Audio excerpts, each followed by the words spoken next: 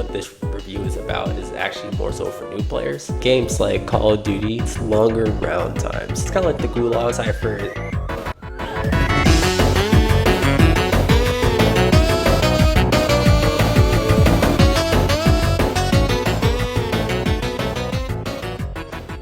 Yo, what's good? Rainbow Fair on your browser screen, and welcome to another Fragpunk review. This time with the official release. Now, as of this recording, I have 31 hours on the game, and my rank currently is Silver 2, but I will get to Diamond at some point. Fragpunk is the newest 5v5 hero shooter developed by Bad Guitar Games. Now, similar to Valorant CSGO, your objective is to either plant the converter or defeat the entire enemy team. The game is different due to a shard card mechanic. Now, each round, you can choose between 0 to 3 different cards, and you can also see your opponent's card as well. Let's get into it. Now, as of this recording, there's a couple new things that actually came out. Speak about that a little bit before we get started. First one being new shard cards. Currently, there's one that I could remember. It's one that steals another shard card from the opponent. Currently, that one is not in ranked. That's quite unfortunate. It happened to me a few times. But right now, it's 169 cards in total. The other new thing that they added is a new Lancer called Chum. Basically, the way he works is that his mechanic is based on the piranha. You feed it a bomb or you feed it a smoke, and then you go from there. You can use it without the piranha, but essentially it revolves around using the piranha. Obviously, there's also new accessories and customizations, as well as a new shop with a new knife too. Now, that's kind of in a gacha system, which I will talk about later in this video. Now, the first negative on our list, the HUD in the menus. Now, the HUD in the menus isn't great. Doesn't look as streamlined because there's a lot going on in the main menu, let alone in the subsequent other menus. Now, if they had it where, like Tekken, where the first thing that shows up is the shop and the new things that show up, me personally, I find that a little problematic. But if you're not all that into it, if you find it fine, then hey, all up to you. Is more of a personal preference. Let's go! Now moving on to a positive, and it's not worrying about the loadouts. Games like Call of Duty, you would have to worry about the loadouts, including the attachments like scope and like flashlight and mag size, everything like that. But in this game, because the shard card system is quite massive, they only dumb down the weapons so that the thing you only have to worry about is primary, secondary, as well as your knives. The primary and secondary already comes with certain attachments, so it's not something to worry about. Now, moving on to the second negative is the pricing and the FOMO that goes along with it. Now, the pricing itself in relation to the store is kind of a big problem, especially because of the last numbers. So and I'll show this on screen, but essentially what I mean by that is that the last numbers don't go in 5 and 0s unless you're in the shop or unless you're buying the credits. It's actually on the skins and such in the game. So it's kind of like that weird, it seems a little predatory because it's on that weird, like, oh, I just need like a couple more credits and then I could actually get the skin. Which if you go for the lowest credits is $1, which gives you $9.50 if I remember correctly. The gacha system is already bad enough, but then the pricing is really high. I'm sure later down the line they might change it. I hope so, but this is also a free game, so I don't expect too much out of that. Yippee! The second positive is the fun gunplay. Now, I'm not one to look through that, but it does need to be stated. But basically, if you hit your shots, you feel like you actually hit your shots. If you miss your shots, you feel like you miss your shots. There might be a few times that something seems off, but I imagine it would go down to ping. But basically, it's an arcadey shooter. So, of course, you have to have the arcadey feel. Like I said, like Call of Duty, make sure that whatever you shoot at has good hit register. And I believe it is like that in this game. Now, I've seen a lot of complaints and that they consider this a negative. I personally don't consider this a negative, but of course it's a review. I need to speak on it. But there's a negative where the movement is slower. Now, I put an asterisk on that because my thoughts on that is there's a lot of shard cards that already let you have better movement, like sliding and jumping higher, to where moving fast is like a non-issue. It's people who have like brains that need to be stimulated all the time, I feel, but it's not nothing that I really consider a bad thing. Look at us. Look at us. Huh? Who would have thought? A positive is that each round is different. You could have different things going on in different varieties. You know, Blade Master, instead of like a regular knife, you get a katana that can actually block bullets. You know, in this game you can't slide, but if you do have the slide card, you can actually start sliding. Some works for your benefit, others work for both teams. That's where the fun rounds itself come into play.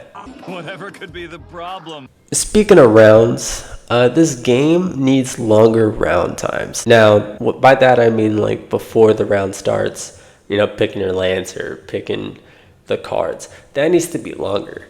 The reason I say that is because for a new player, and this is kind of where what this review is about, is actually more so for new players. The round time is essentially 20 seconds. Like, it'll say 25, but the animation starts at 25 and it ends at 20 seconds. So essentially you have 20 seconds to not only pick your gun, pick your lancer, but also choose the cards.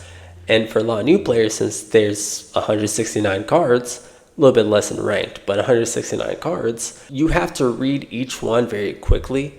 And when you see your opponent's cards, you see the picture, but you don't know what they do. So you have to essentially read all that and choose in 20 seconds. Now, I know this game is pretty fast, so I guess that's a part of it. I would say that it needs to actually be 30 seconds between it, just so that, you know, you come up with strategies and all that good stuff. So me personally, I would rather there be a longer time between rounds. But another positive I could give this game is that each character is different. Now, in a lot of games, especially long-standing games like Overwatch, Valorant, the characters stop being unique and they start kind of doing the same thing. Like, if you got your Flash characters, you know, they'll flash but in different ways. You know, if you got your Molly characters, they Molly, but like one's longer, one's shorter. In this game, I haven't found too many overlaps. Like, there might be like one character where they could teleport, but one you can see and one is just kind of, you can hear it. But I don't find too much overlap. This game has a good amount of lancers. Now, probably in the future, characters might be a little bit samey, but as of right now, I don't see that. I don't remember asking you a guy. Now, I know this is the main gimmick of this game, and it's kind of a negative if you speak on new players, but the gimmick is hard to use.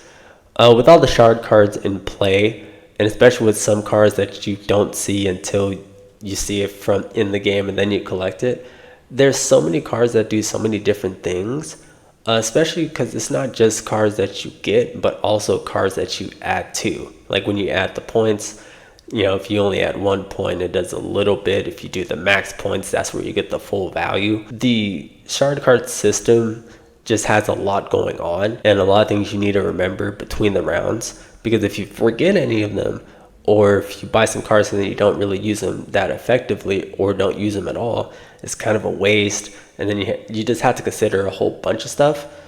For a new player, it's going to be overwhelming. For a player that's played for a bit, it's not bad, but like I said, this is for new players. So with new players, you may struggle a little bit longer than other games.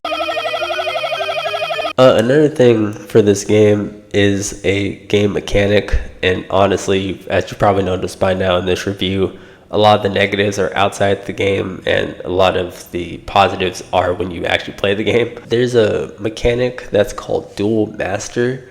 It's basically the overtime, so if each team has the same amount of points, it goes to the overtime. But instead of playing another round, you actually do 1v1s, where the between rounds, if like let's say you lose X amount of health, then that'll stay there up until you die.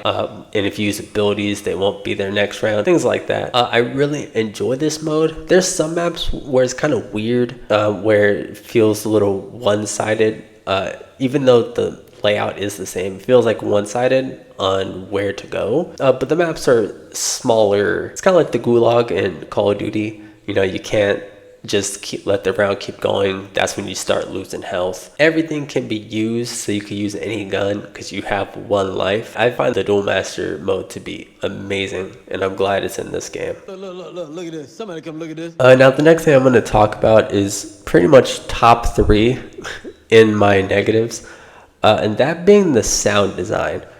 Now this is primarily in the game, when you're trying to listen to footsteps and everything. It's not like a surround sound. It might be different for you, but I feel as if like if you hear something from the left side, but it might be a little bit behind you, you won't really hear it. You'll just hear that it's on the left side. Such as if, you're going downstairs, you're walking on certain things like carpet and like roads. The sound doesn't correctly correlate with it. Like you have to notice, certain cues, such as if Cypher goes cloak and then they're right in front of you, you just kind of have to guess. I think probably the closest to it is Cypher, of like if you could hear all around, but all around the sound design is just straight up odd. Now moving on to the next is cosmetics. Now there's not too awful much for cosmetics, and this is outside of the gacha in the store, but I really like the cosmetics, especially if you're playing ranked.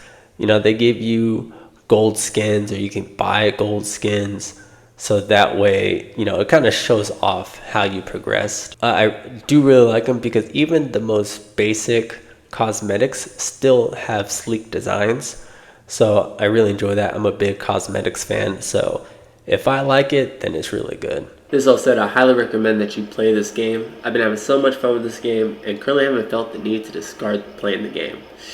It'll have some troubles getting a lot of people to move away from games like Valorant and Overwatch, but I think it'll find its way into some kind of waves after its initial honeymoon phase. With all that said, thank you for those who watched and those who didn't watch.